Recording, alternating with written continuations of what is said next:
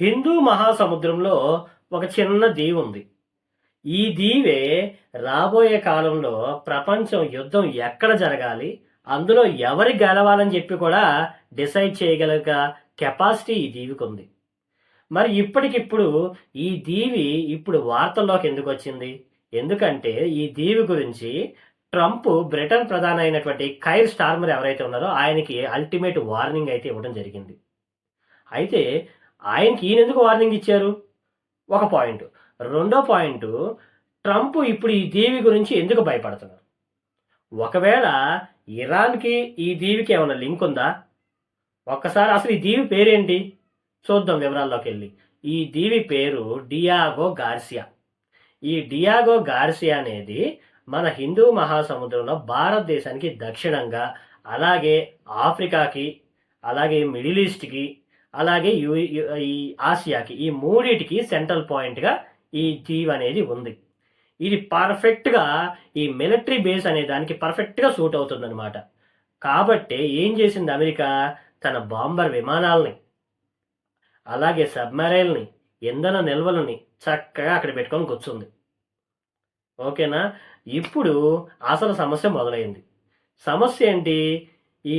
ఇప్పుడు దాకా ఈ దీవి ఎవరి కంట్రోల్లో ఉంది? బ్రిటన్ కంట్రోల్లో ఉంది. సో బ్రిటనే హ్యాండిల్ చేస్తుంది. అయితే ఇప్పుడు మారిషస్ ఏం చెప్తుంది? ఈ భూమి మాది, మాకు ఇచ్చేసేయండి అని చెప్పి మారిషస్ చెప్తుంది.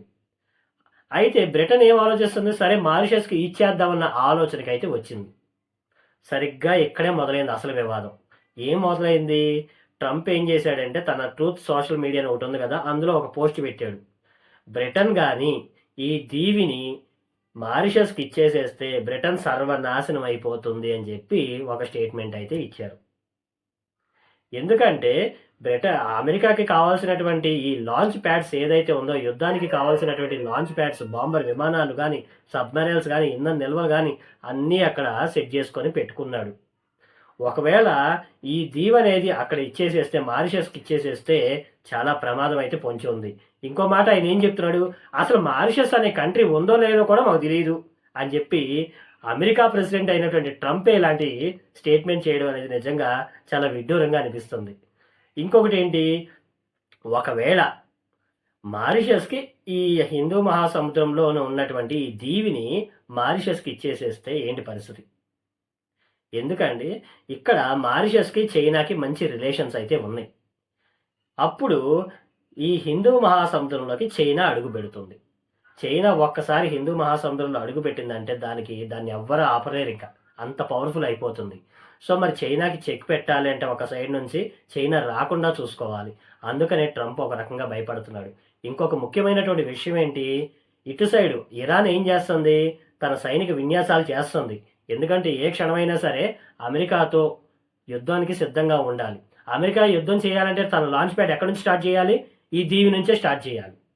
సో ఇక్కడ ఈ దీవి ప్రమాదంలో పొందుతుంది కాబట్టి ఇక్కడ ట్రంప్ భయపడుతున్నాడు.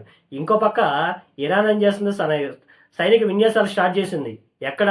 దానికోసం ఏం చేసింది? ఈ స్ట్రైట్ ఆఫ్ హార్మోజ్ ఏదైతే ఉందో, ఈ స్ట్రైట్ ఆఫ్ హార్మోజ్ని తాత్కాలికంగా మూసివేసింది. ఇంతకుముందు కూడా చెప్పాను స్ట్రైట్ ఆఫ్ హార్మోజ్ ఏంటని చెప్పి. ఆ వీడియోలో చూడొచ్చు మీరు స్ట్రైట్ ఆఫ్ హార్మోజ్ గురించి. ఇప్పుడు ఈ స్ట్రైట్ ఆఫ్ హార్మోజ్ ఎప్పుడైతే మూసేశారో ఆయిల్ ప్రైజెస్ ఆటోమేటిక్గా 4% రైజ్ అయిపోయినాయి. ఇది నిజంగా దేశంలో ఉన్నటువంటి స్టాక్ మార్కెట్స్కి ప్లస్ ఇంటర్నేషనల్ స్టాక్ మార్కెట్స్కి నిజంగా చాలా పెద్ద దెబ్బే. ఇక్కడ ఈ స్ట్రైట్ ఆఫ్ హార్మోజ్ మూసివేయటం, ఇరాన్కి చేసేటువంటి విన్యాసాలు ఈ రకంగా ఒక పక్కనైతే, ఇంకో పక్క ఏం జరుగుతుంది? ఈ లాంచ్ ప్యాడ్, ఈ దీవి ఏదైతే ఉందో, ఈ దీవి తన చేతుల్లోంచి జారిపోతుందేమో అని చెప్పి అమెరికా కంగారు పడుతుంది. అందుకోసమే ఈ బ్రిటన్ ప్రధాని అయినటువంటి కైర్ స్టార్మర్కి వార్నింగ్ కూడా ఇచ్చారు. ఇప్పుడు చైనా కానీ ఈ హిందూ మహాసముద్రంలో తన పట్టు సాధించింది అంటే అది ఫస్ట్ భారత్కి కూడా అది అత్యంత ప్రమాదకరం. దీనికోసమే నిన్న జరిగినటువంటి ఇంటర్నేషనల్ ఫ్లీట్ రివ్యూ ఏదైతే ఉందో దాంట్లో ఇంటర్నల్గా కూడా డిస్కషన్స్ జరిగినాయి ఈ విషయం మీద.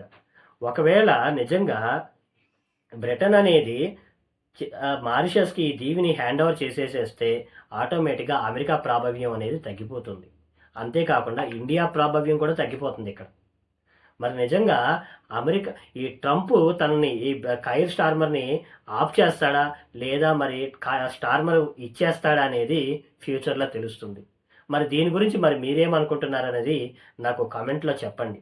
ఇంకొక విషయం ఏంటంటే, ప్రపంచంలో ఎప్పుడు ఏం జరుగుతుందో, యుద్ధ మేఘాలు ఎటు కమ్ముకుంటున్నాయో మనకి తెలుసుకోవాలంటే ఇలాంటి జియో పొలిటికల్ ఎనాలిసిస్ గురించి ఖచ్చితంగా మీరు వీడియోని లైక్ చేయండి, షేర్ చేయండి, సబ్స్క్రైబ్ చేసుకోవడం అస్సలు మర్చిపోవద్దు.